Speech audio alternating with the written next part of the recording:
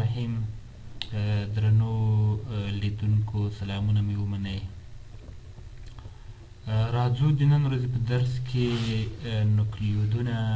نوکلیدونه او ایزوتوپونه وایو. نوکلیدونه دا د اتومونو هستې افاده کوي، یعنی نیوکلید، نیوکلس، نیوکلیک، دغه کلمات ټول په هستو پورې تړاو لري. نو د اتومونو په هسته کې د ټولو ذراتو مجموعې ته نیوکلون یا نیوکلید ویل کېږي. یعنی که چېرته د پروتونونو شمیر له نیوترونونو سره یو ځای شي نو د دوی مجموعه د نوکلیون په نوم باندې یادېږي. او په اتومونو کې معمولا د پروتونونو او الکترونونو شمیر سره مساوي وي. الکترونونه په نیوکلید یا نوکلیون کې نه شمیرل کېږي، یعنی نوکلیدونه یوازې او یوازې د اتومونو هستې افاده کوي، یعنی د هستو لپاره کارول کېږي. د مثال په ډول د سودیم عنصر د الکترونونو، پروتونونو او نیوترونونو شمیر ښودل په دې قسم دي چې لکه څنګه چې ښکاري اتومي نمبر یې 11 دی، نو د پروتونونو شمیر یې هم 11 دی. او اتومي کتله یې لکه څنګه چې 23 ښکاري، نو که چېرته موږ تاسې د پروتونونو شمیر له نیوترونونو سره جمع کړو بیا هم اتومي کتله لاسته راځي. یعنی سودیم په خپله هسته کې 12 نیوترونه لري، نو اتومي کتله د دوی دواړو مجموعې ته ویل کېږي. بل په دې پسې ایزوتوپونه دي. ایزوتوپونه څه شي ته ویل کېږي؟ ایزوتوپونه د یو عنصر هغه اتومونو ته ویل کېږي چې یو ډول اتومي نمبرونه او ډول ډول اتومي کتلې لري. یعنی د یو عنصر داسې اتومونه چې اتومي نمبرونه یې سره مشابه اما اتومي کتلې سره غیر مشابه وي، دې ته ایزوتوپ ویل کېږي. د مثال په ډول کلورین 15 او کلورین 17. نوموړي دواړه د کلورین اتومونه 11 اتومي نمبرونه لري، یعنی د دوی اتومي نمبر 11 دی، مګر اتومي کتلې یې یو له بله سره توپیر لري. نو دغه دوه اتومونه د کلورین په خپل منځ کې ایزوتوپونه دي. ایزوتوپونه په دوه ډوله دي، یو ثابت ایزوتوپونه دي او بل غیر ثابت یا رادیو اکټیو ایزوتوپونه دي.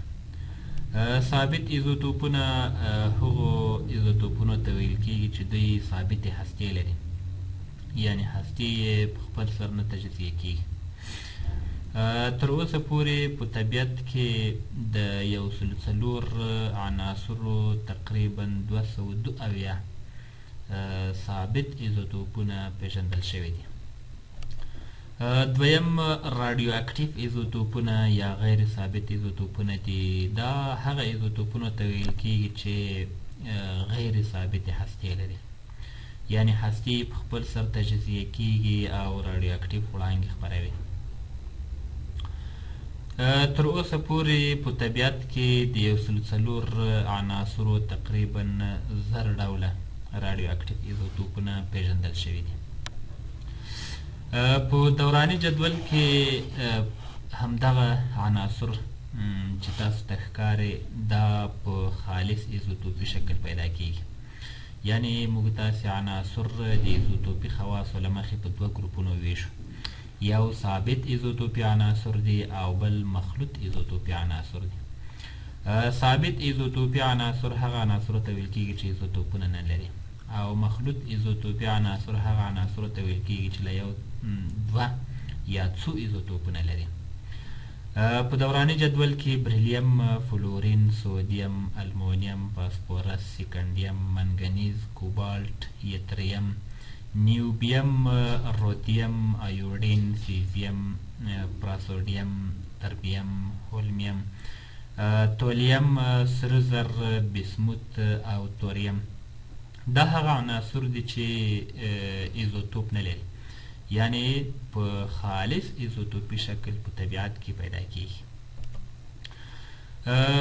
د عناصرو د ایزوتوپونو له فیصدي او اتومي کتلې څخه موږ تاسې کولی شو د هغوی نسبتي اتومي کتلې محاسبه کړو. د مثال په ډول د کلورین هغه ایزوتوپ چې اتومي کتله یې 30 ده، دا په طبیعت کې 4.4% پیدا کیږي. او د کلورین هغه ایزوتوپ چې اتومي کتله یې 35 ده، دا په طبیعت کې 15.53% شتون لري.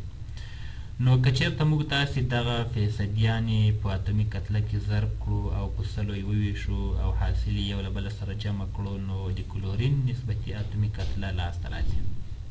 مثلا که چېرته موږ تاسې د دغه کلورین لپاره د هغه لومړی د دې کلورین لپاره د هغه اتومي کتله همدا ده ضرب د فیصدي تقسیم په 100 جمع د دویم کلورین لپاره اتومي کتله ضرب د فیصدي دا د لیکل شوي تقسیم په 100.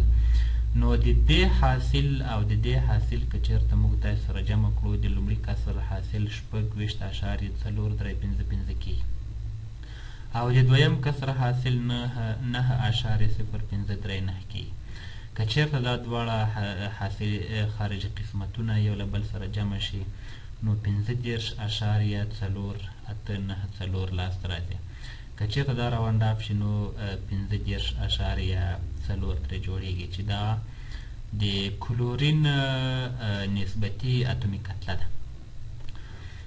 بل په دې پسې ایزوبار او ایزوتون تشریح کوو. ایزوبار څه شي ته ویل کیږي؟ ایزوبار د مختلفو عناصرو هغه اتومونو ته ویل کیږي چې اتومي کتلې سره مشابه او اتومي نمبرونه یې سره مختلف، یعنی د مختلفو عناصرو هغه اتومونه چې یو ډول اتومي کتلې او ډول یا مختلف اتومي نمبرونه لري. دې ته ایزوبار ویل کیږي.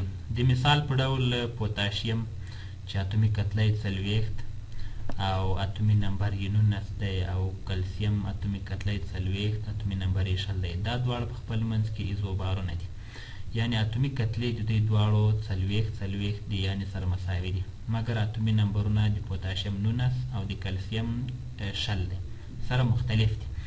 نو دې ته دا دوه اتومونه یو د بل ایزوبارونه دي. او بل په دې پسې ایزوتون ده. ایزوتون د مختلفو عناصرو هغو اتومونو ته ویل کیږي چې یوازې په هستو کې د نیوترونونو شمیر سره مساوي وي. د مثال په ډول کاربون او برون. کاربون اتومي نمبر 6 او اتومي کتله یې 12 دا ایزوتوپ، او د برون هغه ایزوتوپ چې اتومي نمبر یې 5 او اتومي کتله یې 12 دا یو د بل ایزوتوپونه دي. که وکتل شي کاربون په خپله هسته کې 6 پروتونه او 6 نیوترونه لري چې مجموعه یې 12 کیږي، او برون په خپله هسته کې 5 پروتونه او 6 نیوترونه لري چې مجموعه یې 12 کیږي. یعنی برون هم په خپله هسته کې 6 نیوترونه لري او کاربون هم په خپله هسته کې 6 نیوترونه لري. نو دوی دواړه یو د بل ایزوتونونه دي. بل په دې پسې یو کوچنی تعریف دی د اتومي نمبر. اتومي نمبر په د اتومونو په هستو کې د پروتونونو شمیر ته ویل کیږي، یعنی د اتومونو د هستو د پروتونونو شمیر د هغوی له اتومي نمبر سره مطابقت لري. اتومي نمبر د لومړي ځل لپاره د هنري مزلي په واسطه کشف شوی او رامنځته شوی. هنري مزلي د لومړي ځل لپاره له فلزاتو څخه د ازادېدونکي ایکس وړانګو طولي موج اندازه کړ. بالاخره دا متوجه شو چې په دوراني جدول کې د هرو څنګ په څنګ دوه عناصرو د ایکس وړانګو طولي موج د یو په اندازه تفاوت لري. نو ده داسې وویل چې د اتومي نمبر په زیاتوالي سره د عناصرو د ایکس وړانګو طولي موج کمیږي او د اتومي نمبر په کموالي سره د عناصرو د ایکس وړانګو طولي موج زیاتیږي. نو بالاخره د دې لاندې افادې په واسطه یو تقسیم په لمدا تر جذر لاندې مساوي اف تر جذر لاندې. لمدا طولي موج راښیي د ایکس وړانګې او اف د فریکونسي موږ تاسو ته راښیي. د نن ورځې درس په همدې ځای باندې پای ته رسیږي. تر بیا مو په الله سپارم. ښه